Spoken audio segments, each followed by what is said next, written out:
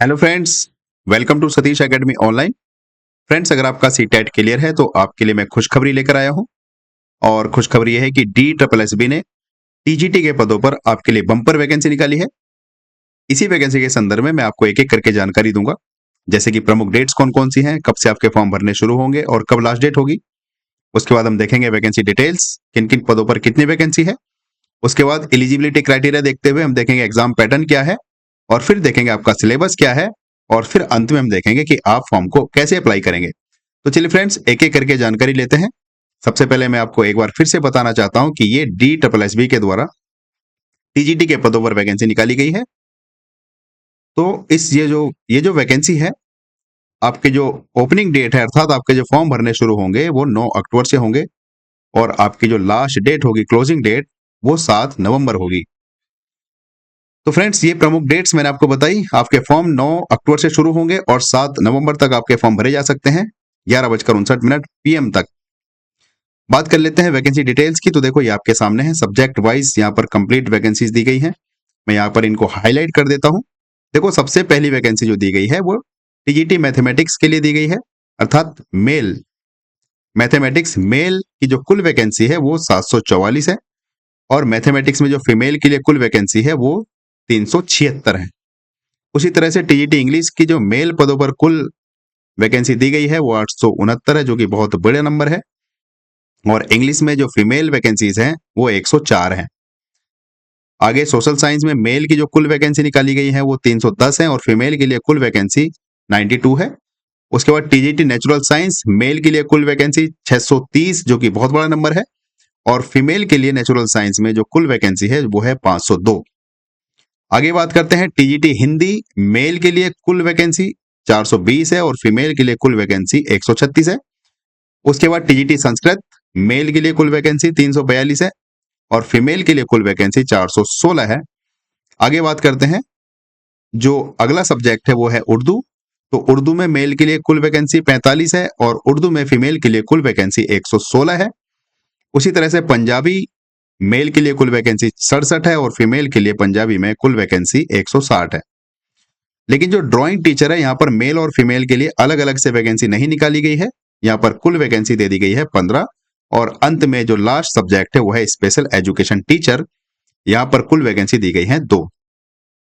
तो friends, DSSB के द्वारा जो टीजीटी के पदों पर ये वैकेंसी निकाली गई है, टोटल वैकेंसी आपके सामने है। ये टोटल वैकेंसी है 5346, जो कि अपने आप में एक बहुत बड़ा नंबर है। अगर आपका सीटेट क्लियर है तो आपके लिए ये एक बड़ी अपॉर्चुनिटी है, सुनहरा मौका है। आप इस फॉर्म को जरूर अप्लाई करें और DSSB में टीजीटी के पद पर अपना सिलेक्शन लें।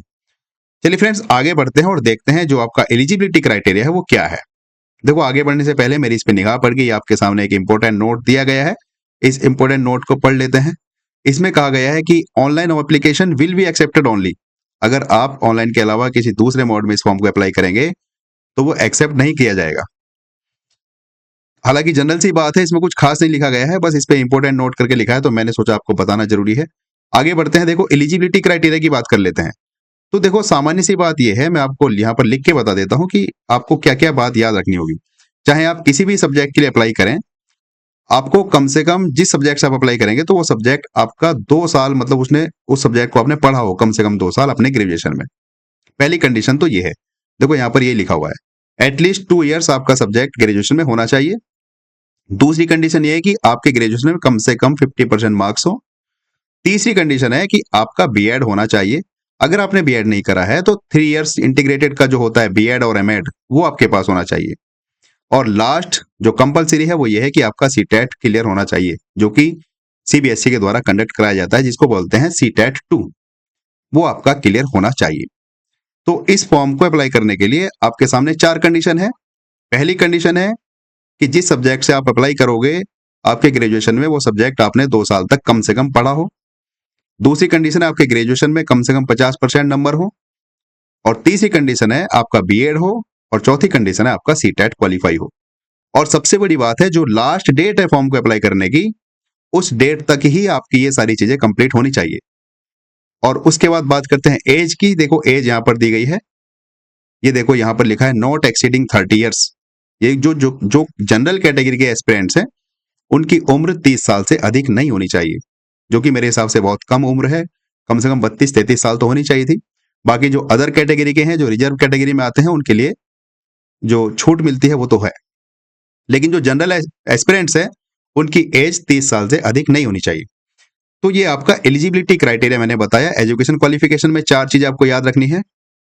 जिस सब्जेक्ट से आप अप्लाई कर रहे हो, वो सब्जेक्ट आपने अपने ग्रेजुएशन में कम से कम 2 साल पढ़ा हो और आपके ग्रेजुएशन में कम से कम 50% नंबर हो, आपका बीएड हो और आपका सीटेट 2 क्लियर हो, बस दैट्स इट। और आपकी उम्र, अगर आप जनरल कैटेगरी से आते हैं तो 30 साल से ज्यादा नहीं होनी चाहिए, और अगर आप अदर कैटेगरी से आते हैं तो आपकी उम्र के हिसाब से, मतलब कैटेगरी के हिसाब से आपको जो छूट मिलती है वो मिलेगी। और एक बात और इंपॉर्टेंट यहाँ पर लिखी है, आप ऑल इंडिया में चाहे किसी भी स्टेट से बिलोंग करते हैं, आप इस फॉर्म को अप्लाई कर सकते हैं। लेकिन बस इतना फर्क पड़ेगा, अगर आप ओबीसी कैटेगरी के हैं और अगर आप आउट ऑफ दिल्ली के हैं, तो आपका जो रिजर्वेशन मिलता है ओबीसी कैटेगरी का, वो आपको नहीं मिलेगा। जनरल वालों को तो वैसे भी नहीं मिलेगा, और जो SC ST या अदर जैसे कि EWS वाले हैं, उनको बाकायदा जो रिजर्वेशन है वो मिलेगा। बस ओबीसी वालों के लिए स्पेशल बात इतनी है कि उनको, अगर वो आउट ऑफ दिल्ली के हैं, तो ओबीसी का जो उनको रिजर्वेशन मिलता है वो नहीं मिलेगा। देखो ये पे स्केल आपके सामने है, बहुत अच्छा पे स्केल है। तो देखो ये जितनी भी सब्जेक्ट वाइज इन्होंने डिटेल दी है, इनमें सभी में एक ही चीज बार बार यही लिखी है जो मैंने आपको बता दी है। बस आपको इतनी ही एलिजिबिलिटी क्राइटेरिया फुलफिल होनी चाहिए। आपकी जो एजुकेशन क्वालिफिकेशन है वही हर सब्जेक्ट में है जो मैंने आपको बताई, और आपकी एज 30 ईयर्स होनी चाहिए। अब बात कर लेते हैं एग्जाम पैटर्न की। आपका एग्जाम कैसे होगा, क्या क्या उसमें सब्जेक्ट पूछे जाएंगे। तो देखो मैंने ये आपका नोटिस पढ़ लिया है, 36 पेज का है। मैं कोशिश कर रहा हूँ कि कम से कम समय में, कम से कम शब्दों में आपको बता दूं। तो मैंने ये पढ़ लिया है, इसलिए मैं आपको बता रहा हूँ कि आपका 1 ईयर एग्जाम होगा, और इस एग्जाम में आपसे 200 प्रश्न पूछे जाएंगे, और 2 सेक्शन आपके पेपर में आएंगे, सेक्शन ए और सेक्शन बी। सेक्शन ए में आपसे 5 विषय पूछे जाएंगे, और सेक्शन बी में आप जिस विषय से अप्लाई करेंगे उस विषय के 100 नंबर पूछे जाएंगे, मतलब 100 प्रश्न पूछे जाएंगे। तो सेक्शन ए में सबसे पहले आपसे रीजनिंग के 20 प्रश्न पूछे जाएंगे, सेक्शन बी में मैथ के 20 प्रश्न होंगे, मतलब सॉरी सेक्शन ए में, और जो आपका जीएस है उसके 20 प्रश्न होंगे। फिर आपसे हिंदी के 20 प्रश्न पूछे जाएंगे, और उसी तरह से आपसे इंग्लिश के 20 प्रश्न पूछे जाएंगे। तो कुल मिलाकर आपसे कुल 5 विषय पूछे जाएंगे सेक्शन ए में। देखो ये आपके सामने लिखे हैं, जनरल अवेयरनेस, उसके बाद रीजनिंग, उसके बाद मैथ, फिर हिंदी और इंग्लिश। ये 5 विषय हैं, पांचों विषय से आपके 20-20 प्रश्न होंगे, टोटल प्रश्न आपके 100 होंगे और 100 नंबर के होंगे। ये सेक्शन ए है। उसी तरह से सेक्शन बी में आपके 100 प्रश्न होंगे, और जिस सब्जेक्ट से आप अप्लाई कर रहे हो उसी सब्जेक्ट से आपके 100 प्रश्न होंगे। तो कुल मिलाकर आपका 1 ईयर एग्जाम होगा, और इस 1 ईयर एग्जाम में आपके कुल 200 प्रश्न होंगे। सेक्शन ए से 100 प्रश्न और सेक्शन बी से 100 प्रश्न। देखो यहाँ पर इन्होंने नोट लिखा है, नोट ये लिखा है कि जो आपका ये एग्जाम होगा, इसमें जो सेक्शन बी है वो आपको मिनिमम क्वालिफाइंग करना है, मतलब मिनिमम नंबर आपको लाने हैं, मिनिमम कट ऑफ आपको दी जाएगी, वो सेक्शन बी में आपकी क्लियर होनी चाहिए। सेक्शन ए में चाहे आपके 0 नंबर हो, चाहे 100 में से 100 नंबर हो, उससे फर्क नहीं पड़ेगा। लेकिन सेक्शन बी में आपको minimum cut off marks qualify करने होंगे। लेकिन लेकिन लेकिन जो आपकी फाइनल मेरिट होगी वो दोनों सेक्शन की मिला के होगी। सेक्शन ए के भी नंबर जुड़ेंगे फाइनल मेरिट में, और सेक्शन बी के भी जुड़ेंगे। लेकिन जो सेक्शन बी होगा वो आपको मिनिमम कट ऑफ क्वालिफाई करनी है, बस इतना आपको ध्यान रखना है। तो फ्रेंड्स ये था एग्जाम पैटर्न। अब बात कर लेते हैं एग्जाम सिलेबस की। देखो एग्जाम सिलेबस पर पहुंचने से पहले ये आपके सामने निगेटिव मार्किंग है।